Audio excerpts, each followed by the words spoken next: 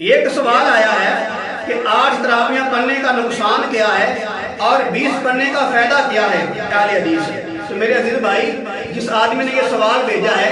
نیچے اہل حدیث لکھنے کی ضرورت ہی نہیں ہے، یا تو غیر مقلدین ہے جس نے سوال کیا ہے، یا غیر مقلدین نے آدمی کو بھیجا ہے۔ اور ساتھ یہ بھی کہا ہوگا کہ جا کر دیوبندیوں کے مولوی سے سوال کرو، مولوی صاحب مر جائیں گے، قیامت آ جائے گی، مولوی کی ماں مر جائے گی،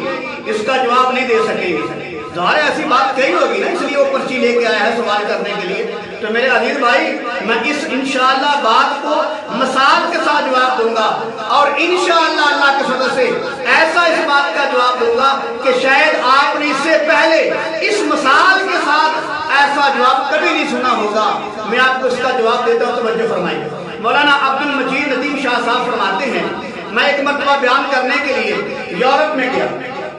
فرماتے ہیں کہ میں یورپ میں بیان کر رہا تھا تو وہاں ایک عیسائی نے کھڑے ہو کر سوال کیا، توجہ فرمائیے۔ مولانا عبد المجید ندیم شاہ صاحب فرماتے ہیں کہ وہاں ایک عیسائی نے کھڑے ہو کر سوال کیا۔ عیسائی نے کہا کہ ہمارے نبی یعنی کہ عیسیٰ علیہ السلام کو ماننے کا نقصان کیا ہے اور آپ کے نبی محمد صلی اللہ علیہ وسلم کو ماننے کا فائدہ کیا ہے۔ تو یہ سوال سن کر عبد المجید ندیم شاہ صاحب فرمانے لگے، پہلے میں پریشان ہو گیا کہ اس کا جواب میں کیا دوں، اور اس عیسائی نے یہ بھی کہا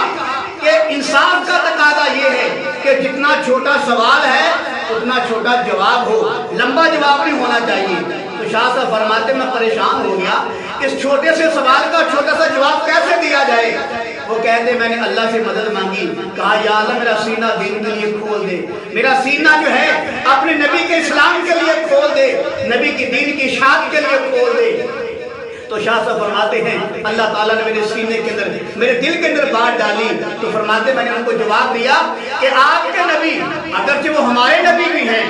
وہ نبی برحق ہیں،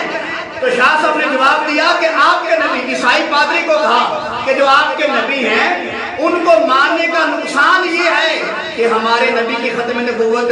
چھوٹ جاتی ہے، اور ہمارے نبی کو ماننے کا فائدہ یہ ہے کہ آپ کے نبی کی نبوت بھی نہیں چھوٹتی اور محمد مصطفیٰ کی ختم نبوت بھی نہیں چھوٹتی۔ ایسا زبردست جواب دیا شاہ صاحب نے، قسم بخدا عیسائی حق کا پکا رہ گیا، سارا مجمع جو ہے وہ حیران ہو گیا کہ شاہ صاحب نے کیسا معقول جواب دیا ہے کہ آپ کے نبی عیسیٰ علیہ السلام کو ماننے کا نقصان یہ ہے کہ ہمارے نبی کی ختم نبوت چھوٹ جاتی ہے، اور ہمارے نبی کو ماننے کا فائدہ یہ ہے کہ آپ کے نبی کی نبوت بھی نہیں چھوٹتی اور ہمارے محمد مصطفیٰ کی ختم نبوت بھی نہیں چھوٹتی۔ تو میرے عزیز بھائی، میں شاہ صاحب کے انداز میں جیسے انہوں نے عیسائی کو جواب دیا تھا، اسی انداز سے انشاءاللہ العزیز یہ جو پرچی آئی ہے اہل حدیثوں نے بھیجی ہے کہ بتاؤ 8 تراویحیں پڑھنے کا نقصان کیا ہے، 20 پڑھنے کا فائدہ کیا ہے، میں شاہ صاحب کے انداز میں جواب دینا چاہتا ہوں، توجہ فرمائیں میرے پیارے عزیز بھائیوں۔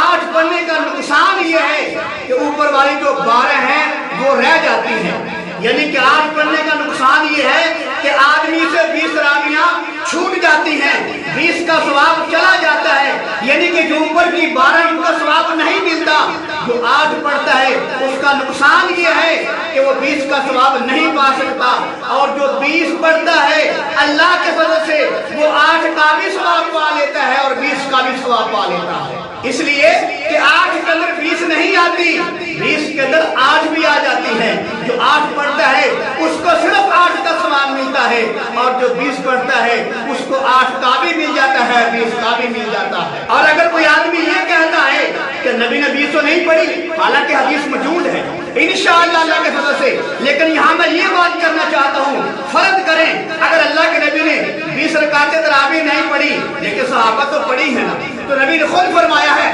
علیکم بسنتی وسنت الخلفاء الراشدین، میرے پیغمبر کا فرمان ہے، فرمایا میرا طریقہ اور میرے خلفاء راشدین کا طریقہ سنت عمل ہے۔ جو 20 رکعتیں پڑھتا ہے وہ نبی کی سنت کو بھی زندہ کر لیتا ہے اور خلفاء راشدین کی سنت کو بھی زندہ کر لیتا ہے۔ تو میرے عزیز بھائی، میں نے جواب دے دیا، انشاءاللہ العزیز آپ کو یاد رہے گا کہ جیسے وہ شاہ صاحب نے جواب دیا تھا عیسائی پادری کو، ایسے میں نے جواب دے دیا ہے اس غیر مقلدین حضرات کو۔ یہ ہمارے بھائی ہیں، ہمارے ہی پیارے بھائی ہیں، یہ بگانے نہیں، یہ بیچارے بھول گئے ہیں یا ان کو بلا دیا گیا ہے۔ میرے پیارے بھائیوں، انشاءاللہ ہم